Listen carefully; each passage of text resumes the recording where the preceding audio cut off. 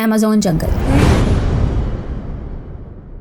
जहाँ के जानवर वो करतब दिखा सकते हैं जो कि नामुमकिन मालूम होते हैं। मिनटों में हड्डियों से गोश्त अलहदा कर सकते हैं, पानी पे चल सकते हैं, इंसानी चीखों को मिमिक कर सकते हैं, भेस बदल सकते हैं, यहाँ तक कि दूसरों को धोखा देने के लिए खुद का ही रेप्लिका भी बना सकते हैं।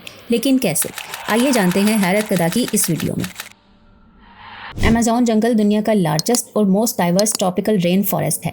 साउथ अमेरिका के 9 ममालिक पर फैला हुआ ये जंगल रकबे के लिहाज से इंडिया से दुगना और यूके से तकरीबन 28 गुना बड़ा है। ये हमारे प्लैनेट अर्थ के ऑक्सीजन, कार्बन स्टोरेज और वाटर साइकिल रेगुलेशन का एक इंतहाई अहम सोर्स भी है। ये जंगल इस दुनिया के 10% मारूफ और मिस्टीरियस एनिमल का घर है। इनमें बहुत से ऐसे मुकामी और इंडेंजर्ड एनिमल्स भी शामिल हैं जो कि आपको कहीं और नहीं मिलेंगे। अमेज़न वाटर्स की रेड बेलिड प्राना भी इन्हीं में से एक है, जिसको फ्लैश ईटर या गोश्तखोर मछली भी कहा जाता है। ये मछली एक मीडियम साइज्ड फिश है जो कि सेरासालबिडी फैमिली से ताल्लुक रखती है। इसकी बॉडी सिल्वर और बेली रेड होती है। इसका वेट 4 kg तक जा सकता है और ये 50 सेंटीमीटर तक ग्रो कर सकती है। ये 100 तक के ग्रुप में रहती है और साउथ अमेरिका के सारे रिवर्स, लेक्स और फ्लडेड फॉरेस्ट में पाई जाती है। लेकिन जिस चीज ने इस फिश को इतना बदनाम कर रखा है वो है इसके रेजर शार्प टीथ और इसकी शदीद खौफनाक किस्म की भूख। ये मछली अपने इलाके में आने वाली किसी भी मखलूक जैसा कि मछली, परिंदे, मैमल्स और यहाँ तक के इंसानों पर भी जारहाना हमला कर सकती है और चंद लम्हों में इसका गोश्त खाकर इसको हड्डियों के ढांचे में तब्दील कर सकती है। इसके दांत इतने तेज हैं कि ये मेटल और लेदर को भी बाआसानी बाइट कर सकती है। लेकिन मीडिया में इसकी रेपुटेशन को बहुत ज्यादा बढ़ा चढ़ाकर बयान किया जाता है।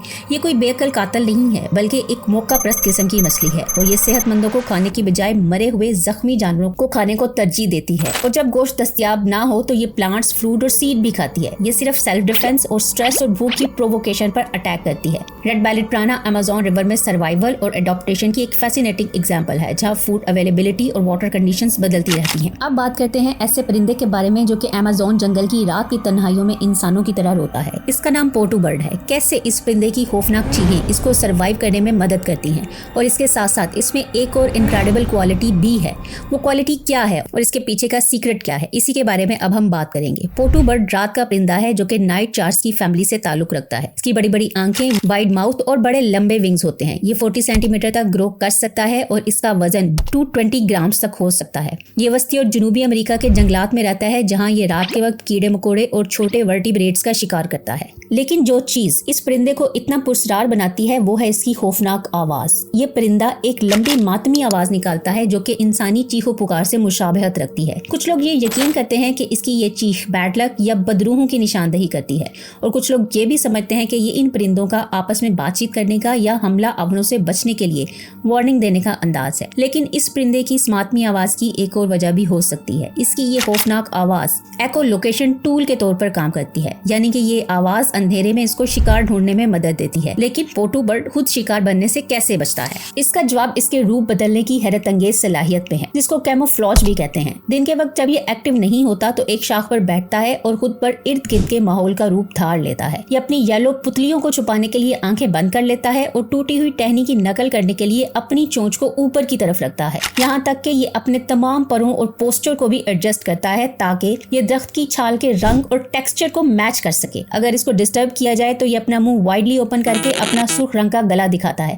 जिससे ऐसा खौफनाक मंजर पैदा होता है जो कि शिकारियों और हमलावरों को भी खौफजदा कर सकता है। क्या आपने हाल ही में यानी कि 2023 में एक्वाडोर में दरियाफ्त होने वाली सेडाला रोली स्पाइडर के बारे में सुना है? ये जॉइंट क्रैब स्पाइडर की एक नई किस्म है। लेकिन क्या आप जानते हैं कि इस मकड़ी की 8 टांगों में कौन से खौफनाक सरप्राइजेस हैं? इस रात के शिकारी की हंटिंग हैबिट्स क्या हैं और ये अमेज़न के कौन कौन से सीक्रेट्स को रिवील करती है? इस मकड़ी की बॉडी ऑरेंज कलर की होती है और इसके कुछ हिस्सों पर ब्राउन मार्किंग्स होती हैं, जैसा कि इसके टांगों के सिरे। ये 25 सेंटीमीटर तक ग्रो कर सकती है, जो कि मकड़ी के लिए एक बड़ा साइज तस्वुर किया जाता है। ये स्पैरासिट की फैमिली से ताल्लुक रखती है, जिन्हें हंट्समैन स्पाइडर या जॉइंट क्रैब स्पाइडर भी कहा जाता है। इन स्पाइडर्स की टांगे बड़ी लंबी होती हैं जो कि क्रैब की तरह इर्द गिर्द फैल जाती हैं। इनके बड़े ताकतवर जबड़े और जहरीले दांत होते हैं जो कि ये अपने शिकार की हड्डियों तक घुसा देती हैं। ये रात की शिकारी होती हैं। इनकी स्पीड और विजन बहुत शानदार होता है और इसी के जरिए ये मॉथ्स, बीटल्स और दूसरे आर्थ्रोपॉड्स का शिकार करती हैं। ये कोई वेब या जाल तैयार नहीं करती बल्कि अपने शिकार को काबू करने के लिए अपनी तेजी और छुप कर वार करने की सलाहियत पर भरोसा करती हैं। ये स्पाइडर हमें ये बात भी याद दिलाती है कि इस अमेजिंग इकोसिस्टम और इसके इनहेबिटेंट्स के बारे में अभी हमें बहुत कुछ जानना बाकी है। क्या आपने कभी किसी छिपकली को पानी पर चलते हुए देखा है? तो ऐसी ही एक छिपकली अमेज़न जंगल में पाई जाती है, जिसको जीसस लिजर्ड का नाम दिया जाता है।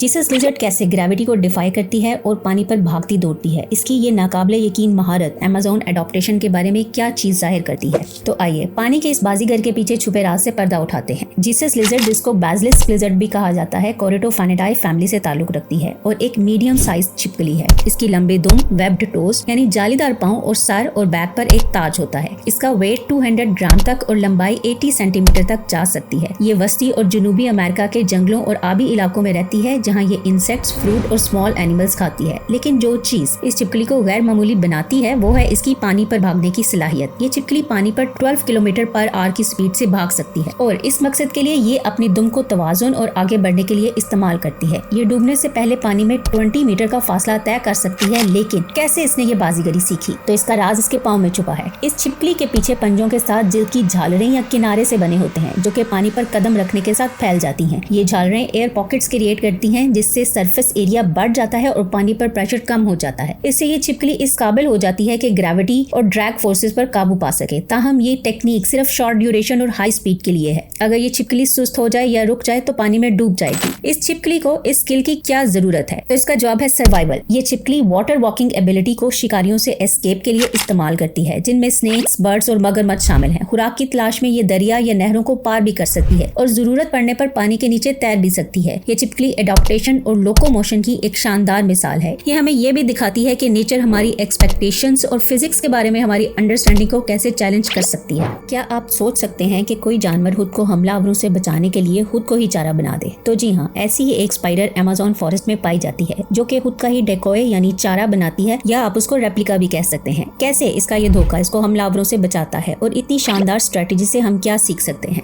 इस स्पाइडर को डेकोय बिल्डिंग स्पाइडर या साइक्लोसा स्पाइडर के नाम से भी जाना जाता है और ये एरेनियाडाई फैमिली से बिलोंग करती है। इसकी बॉडी ब्राउन या ग्रे होती है, जिस पर ब्लैक और व्हाइट मार्किंग्स होती हैं। इसका वजन 2 मिलीग्राम तक जा सकता है और ये 8 मिलीमीटर तक लंबी हो सकती है। ये साउथ अमेरिका के जंगलों में रहती है और इस स्पाइडर को मिस्टीरियस बनाती है इसकी अपनी ही डेकोय बनाने की सलाहियत। ये स्पाइडर मलबे का, जैसे कि मुर्दा हशरात, पत्तों के पार्ट्स या रेशम का इस्तेमाल करती है, जिसके जरिए ये अपने जाले के दरमियान अपना बहुत बड़ा रेप्लिका या नकल तैयार कर लेती है। ये डेकोय कलर, साइज और शेप में स्पाइडर से रिजेम्बलेंस रखता है। फिर ये स्पाइडर इस डेकोय या वेब के एज पर छुप जाती है और एक सिल्क थ्रेड से इस डेकोय को मूव करती है, ताकि ये अपने हमला आवरों को धोखा दे सके। अगर ये डेकोय डिस्ट्रॉय या डैमेज हो जाए तो ये स्पाइडर इसको इजीली और क्विकली रीबिल्ड भी कर सकती है। हम इस शानदार स्ट्रैटेजी से क्या सबक हासिल कर सकते हैं? तो इसका जवाब है क्रिएटिविटी। ये स्पाइडर हमें दिखाती है कि कैसे नेचर सिंपल मटेरियल्स और टेक्निक्स का इस्तेमाल करके कॉम्प्लेक्स और इफेक्टिव सॉल्यूशंस क्रिएट कर लेती है। ये थे अमेज़न जंगल के कुछ मिस्टीरियस एनिमल, जो कि हमारे जहनों में एक सवाल भी पैदा करते हैं कि इस वसीओ और इस जंगल की गहराइयों में और कौन कौन से राज छुपे हैं। जानते रहिए और इल्म हासिल करते रहिए। बहुत शुक्रिया।